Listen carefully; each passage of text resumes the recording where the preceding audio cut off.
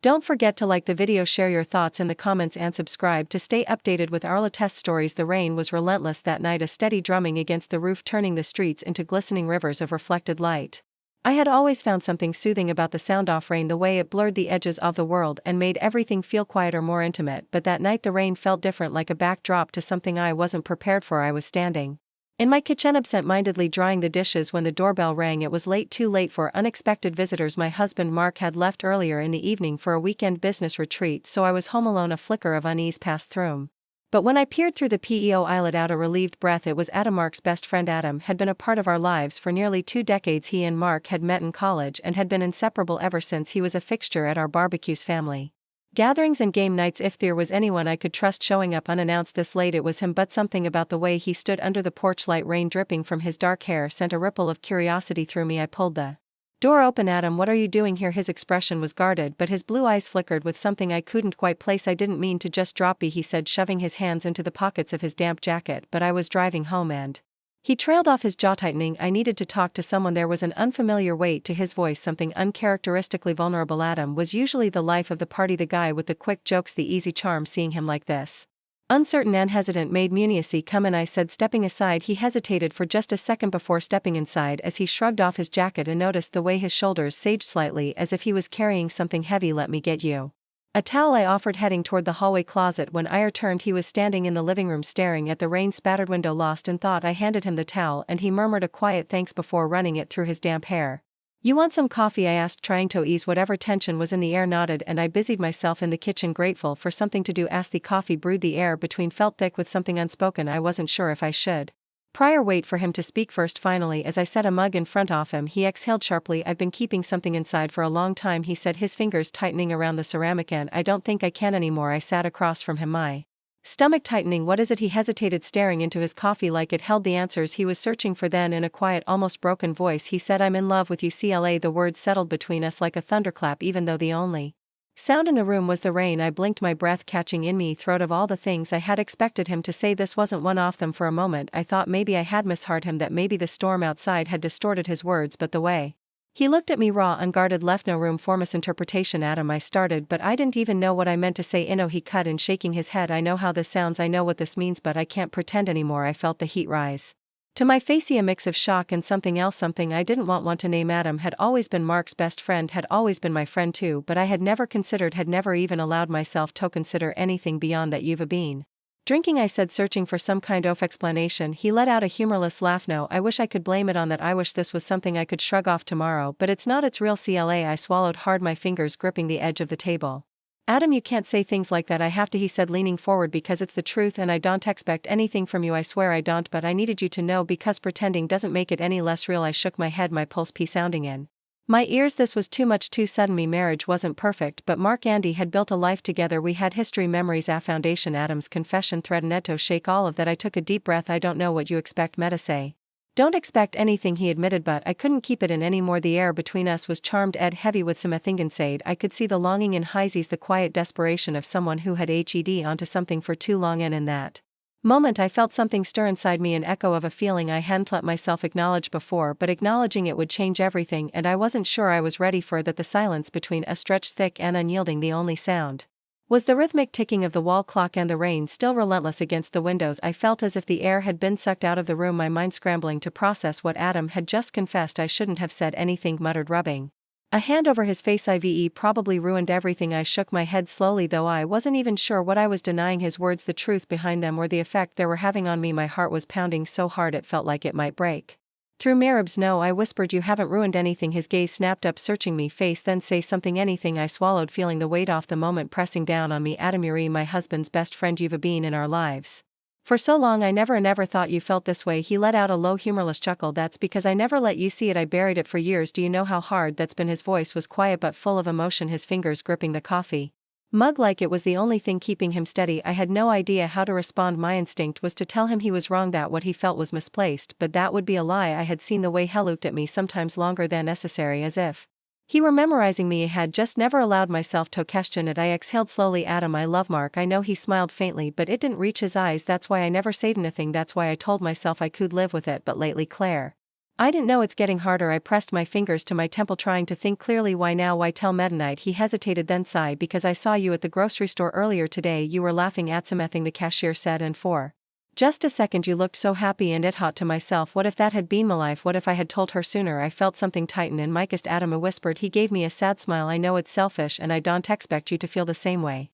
But I couldn't keep pretending anymore. I needed you talk. No, I stared at him, my emotions wearing inside me. Part of me wanted to shut this down, to tell him we could never talk about this again, but another part of meth part that was buried deep, the part I never acknowledged, felt something stir. A memory surfaced unbidden years ago, before Mark and I had married Adam, and I had shared a moment, brief, fleeting, but real. It was during one of those summer nights when we were all younger, before life had settled into routines and responsibilities. Mark had left the party early and Adam and I had stayed behind talking for hours on the porch, swing the air thick with something unspoken. Nothing had happened, nothing was ever said, but I remembered the way he had looked at me that night. Had I even something back then? Had I buried something just as he had? I shook my head as if trying to shake off the weight off me own thoughts. Adam, this is a lot to take in. I know. He stood abruptly, running hand through his hair. I should go. I didn't stop him. He grabbed his jacket and walked to the door, but just as he reached for the handle he turned back. Amid what I said, Claire, and no matter what happens I'll always be here, even if it's just as affriend. I swallowed hard, nodding. Good night, Adam. He hesitated for just a fraction of a second before opening the door and stepping into the rain. I stood there for a long time after he left, staring at the closed door, my heart still racing, and I knew deep down I would never be able to forget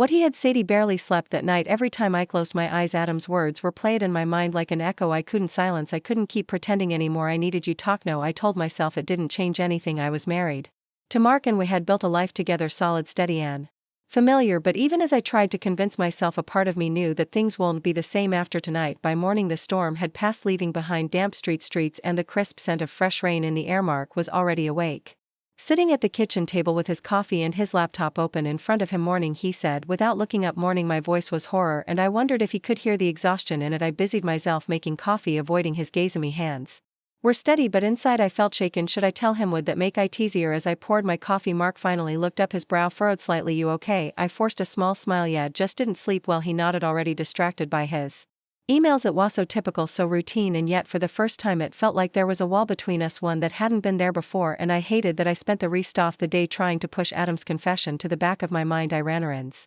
answered emails, even called Afrienne just to hear a familiar voice, but no matter what I did my thoughts kept drifting back to last night. The way Adam had looked at me, the weight in his voice, the way my heart had reacted to spite myself. By late afternoon I knew I couldn't avoid it any longer. I grabbed my phone and hesitated for a long moment before finally typing, message me, can we talk? The three little dots appeared immediately, then his reply came, Adam, of course. When and where? I stared at the screen, my stomach twisting. Meeting him felt like crossing a line, but I also knew I couldn't leave things unresolved. Me, the park, 6, tongue sticking out. Adam, I'll be there. The park was quiet when I arrived. The rain had left the air cool and crisp, the grass still damp beneath my shoes. I spotted Adam near a bench, his hands stuffed in his pockets, his expression irritable. As I approached he offered a small tentative smile. Hey. I sat down beside him, keeping a careful distance between us. For a moment neither of us spoke. The silence stretched heavy. Then I took a deep breath. Adam, I didn't know what to say. He nodded, his gaze fixed on the small pond in front office. I see it. I looked down at my hands. You caught me off guard last night. I mean, he had no idea. I never wanted you to. Let out a quiet sigh. I never planned to say anything, Claire, but when I did it felt like I could finally breathe after years off holding Iten. I turned toward him, searching his face. Why now though? Why not before Mark and I got married? Why not when it could have made a difference? His lips pressed into a thin line. Because back then I thought I could handle it. I thought I could be your friend and nothing more, but over time it get harder, and lately I don't know, maybe it's selfish, but I couldn't keep pretending. I closed my eyes for a moment. You know this changes things, right? Henneted. I know. I swallowed the lump in my throat. Adam, I love my husband. He exhaled. Safly, I know, and I can't. I won't do anything to hurt him. He gave me a sad smile. I'd never ask you to. I looked away, my heart heavy. Then where does that leave us? Hugh was quiet for a long time before finally speaking. That's up to you, Claire. I wanted to tell him that nothing had changed, that we could go back to the way things were before, but deep down I knew that was Allie, because something had changed. I wasn't sure what it meant yet, but I knew that after tonight I would never look at Adam the same way again, and that terrified me. I drove home in silence, the weight of the conversation with Adam pressing on my chest like a heavy stone. My mind was a whirlwind of emotions, guilt, sadness, and something else I wasn't ready to name. I had spent years thinking I knew where I stood in my life, in my marriage and my friendships, but tonight had shaken the foundation of everything I thought was certain. By the time I pulled into the driveway, the sky had darkened and the house was glowing softly from the lights inside. Mark was home. I hesitated for a moment before stepping inside. The familiar scent of his cologne lingered in the air, and the sound of the television played from the living room. He was sitting on the couch, relaxed, a beer in His hand "Hey," said, glancing up at me. "Where were you?" The question was casual, but I felt a flicker of unease. I had nothing to hide, and yet I hesitated. "I went for a walk in the park." It wasn't a lie, but it wasn't the whole truth either. Mark nodded. "Not thinking much of it. Long day." I exhaled. "Yeah, Hep." At the couch beside him. "Come sit with me." I walked over and sat down, feeling the warmth of his presence next to me. For a moment we just sat there, the sound of the TV filling the space between us, and that's when it hit me. This us was real. This was the life he had built, the man I had chosen, and despite everything that had happened in the last 24 hours, despite the unexpected confession that had stirred something deep inside me, this was the only place it wanted to be. I turned to Mark, studying the lines of his face, the way his brow furrowed slightly in concentration as Hugh watched the screen. I had spent so many years beside him, and yet tonight I felt like I was truly seeing him again. He must have sensed my stare, because he turned his head, raising "Annie, bro, what?" I smiled softly. "Nothing, just I love you." His expression shifted, surprised at the sudden tenderness in my voice, then his features softened and he reached for my hand. "I love you too, Claire." I leaned my head against his shoulder, closing my eyes. Whatever had happened with Adam, whatever feelings had surfaced, didn't change the fact that my heart already belonged to Simeone, and that was enough. A week later, Adam left town for a work project overseas.